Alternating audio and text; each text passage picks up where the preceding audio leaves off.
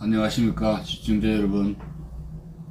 자, 오늘 이 시간에는 중국의 세계 지배 전략 초안전 37번째 시간입니다. 빠져있기 때문에 37번이 빠져서 제가 추가를 합니다. 자, 부주제는 주목해야 할 반윤석열 커넥션이라는 제목입니다. 그래, 중국 국민의힘 지상과제는 민주당 대 중국, 북한 이런 삼각 커넥션, 좌익의 레프트 윙, 세 가지 3 레프트 윙 커넥션을 조심해야 된다는 겁니다. 언제요? 총선 개입 3 커넥션을 이런 거 저지해야 된다, 그런 뜻입니다. 민주당하고 중국 공산당 유착 우려가 여기저기서 터져나오고 있고, 친중 후보 정당에게 유리한 뉴스를 계속 확산시키고 반중 우익 후보 정당에게 불리한 루머를 퍼뜨릴 경우에 선거는 중국 공산당이 유리한 의도한 방향으로 흘러갈 것이 뻔하다, 그런 겁니다. 조일보 9월 12일자 기사를 소개합니다.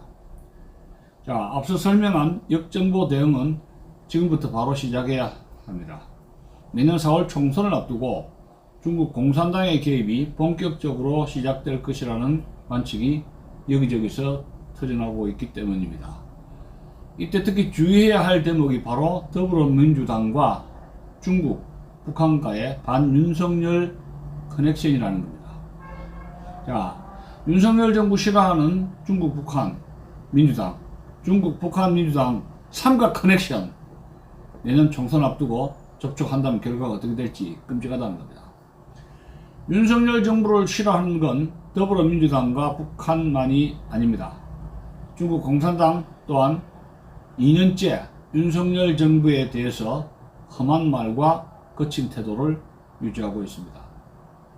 공식적으로는 민주당과 북한 간의 교류가 불가능하지만 중간에 중국 공산당을 끼워 넣으면 삼각편대 연대가 가능해진다는 겁니다. 이런 의심이 갈수록 더 드는 것은 민주당 의원들이 보여주는 최근의 행동 때문입니다.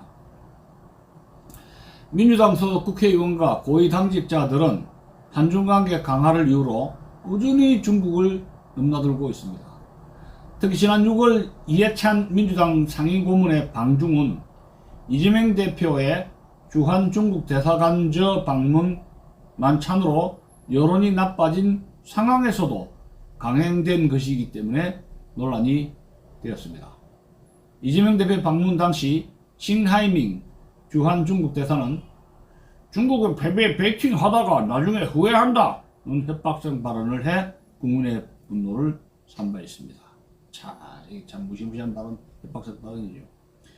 그런 분위기에서 이해찬 상임고문은 6월 19일에서 25일까지 중국을 다녀오고 말았습니다. 이 소식을 전한 문화일보에 따르면 이해찬 상임고문을 필두로 한 방중단은 애초 왕이 중국 공산당 중앙정치국 위원을 접촉하려 했으나 당 중앙에서 미국 성질 건드리지 마라고 해서 최종적으로 만나지 못하고 하얼빈, 다롄 등에서 관광만 하다가 왔다고 합니다. 이처럼 국민 여론 악화에도 기어이 중국을 찾는 민주당의 행태를 일부 사람들은 민주당이 중국과 공작을 해서 내년 4월 총선에 개입하는 거 아니냐는 우려까지 나오고 있습니다. 데일리안 편집국장 출신인 이종군 시사평론가는 지난 7월 한 유튜브에 출연해서 주장한 것이 대표적인 겁니다. 이종군 편집평론가는 중국발 댓글 조작 의심 사례에 대한 보도가 끊이지 않고 있는 데다가 더불어민주당이 댓글 국적 표기를 통과시키지 않기 위해서 국회 과학기술정보방송통신위원회 회의에 반발하고 있는 상황, 여기에다가 민주당 의원들이 꾸준히 중국을 찾고 있는 상황을 언급한 뒤에 민주당과 중국 공산당 간의 유착 가능성을 의심했습니다.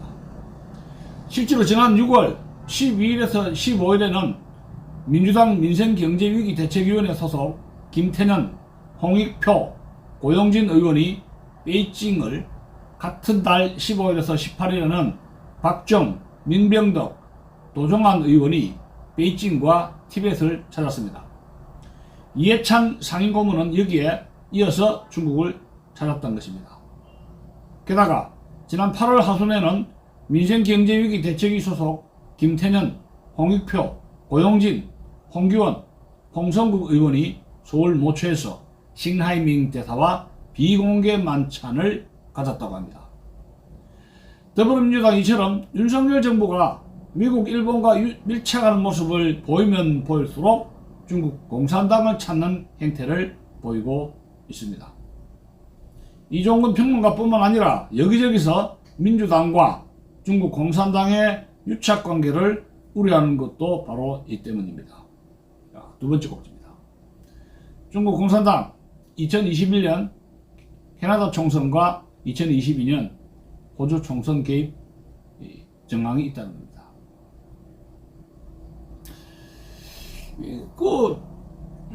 윤석열 대통령이 미국하고 일본과 가까워지면 관계를 강화시키면 강화시킬수록 화들짝 놀란 더불어민주당의 중진급 의원들이 중국을 뻔질나게 찾는 이유가 뭐냐 이런 이야기입니다. 참 기가 잘 오르시죠. 여러분 어떻게 생각하세요? 그래서 되는 거지. 한일 관계를 강화시킨다는 것은 현재의 구도에서 당연한 거 아닙니까? 근데 더불어민주당에서 그것을 놀란 거북이처럼 그냥 화들짝 놀래가지고 중국을 뻔들하게 찾아다닐 이유가 뭐예요? 가만히 있지. 응? 지금 친중 친북해서 좋은 게 뭐예요 지금? 자, 두 번째 꼭지 봅시다. 국가정보원들의 정보기관은 물론 사회각계에서 중국 공산당이 내년 총선 개입을 우려하는 또 다른 이유가 있다는 겁니다. 또 다른 이유는 과거의 전례 때문인데 이거 봅시다. 지난 6월 캐나다 하원은 2021년에 있었던 2년 전에 있었던 총선 당시 중국 공산당의 개입 논란을 규명하기 위한 특별운영위원회를 소집한 바 있습니다. 이는 중국이 2021년 총선에서 자유당의 승리를 위해 특정 후보를 집중 지원했다는 캐나다 보안정보국 CSIS 비밀문건이 공개된 데 따른 조치입니다. 자, 이거 참 보통 문제 아니죠. 해당 문건은 총선 때 중국 공산당이 후원금 명목의 현금 제공, 중국 유학생의 선거운동 투입, 정보 공작 등을 통해 친중 성향의 자유당 후보들을 적극 지원했다고 적고 있습니다. 또한 특정 자유당 후보에 대해 선거 후원금을 기부하도록 친중 인사들을 유도한 중국 공산당은 나중에 이 돈을 보존해주는 방식으로 선거에 개입했다는 게 CSIS 문건 내용입니다.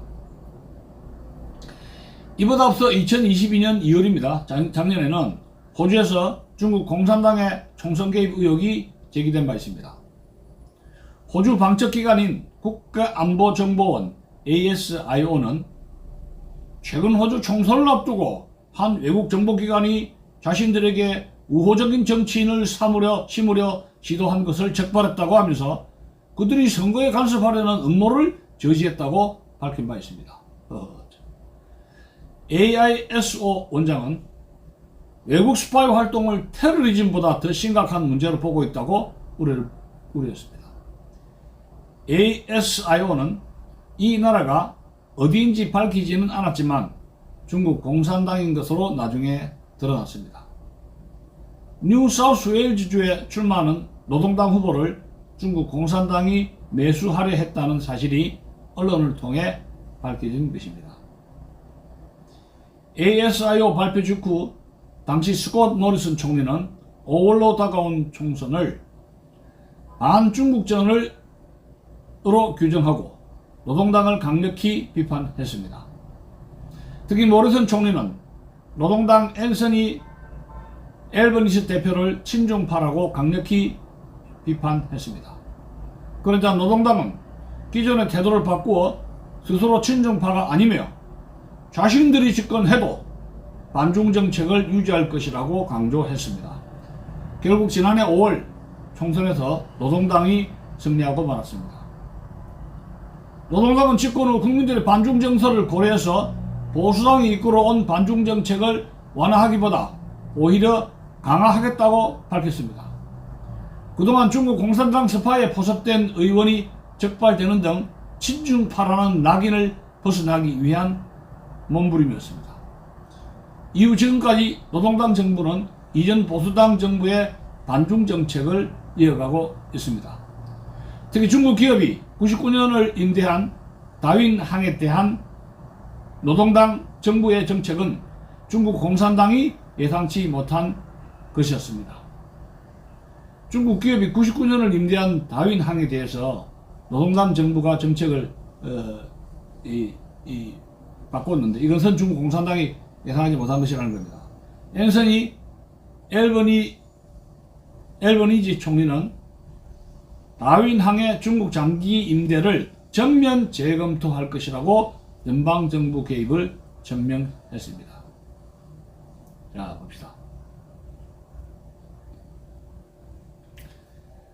호주 전략정책연구소 ASPI는 2020년 10월에 공개한 외국에 의한 선거 개입 정황 지도를 보여줬는데 우리나라의 경우 2020년 4월 총선 당시 북한의 해커 시도가 있었다고 합니다.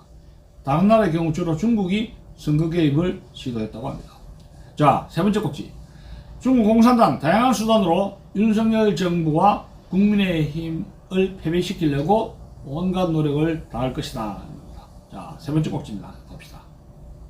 자, 결론 부분인데 중국 공산당이 만약 내년 4월 총선에 개입한다면 캐나다와 호주와 똑같지는 않겠지만 민주당 등 이 야권을 지원하거나 이들에게 유리한 환경을 조성할 것이라는 의심은 합리적이라는 것이라는 이런 지적이 있습니다.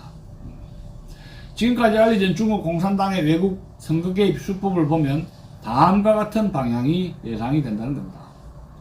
먼저 기업이나 시민사회단체 등을 대리로 내세워 친중 후보와 친중 정당의 정치 자금을 후원하는 방식입니다.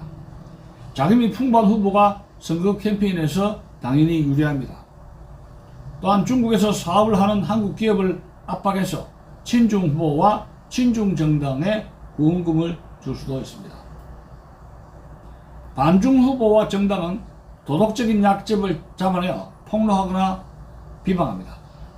약점이 안 보이는 후보의 경우 관계자나 주변 인물을 매수해서 미투 사건을 일으키기도 합니다. 미투 사건이 될 만한 일을 만든 뒤에 스스로 사퇴하도록 유도한 사례도 있다는 사실입니다.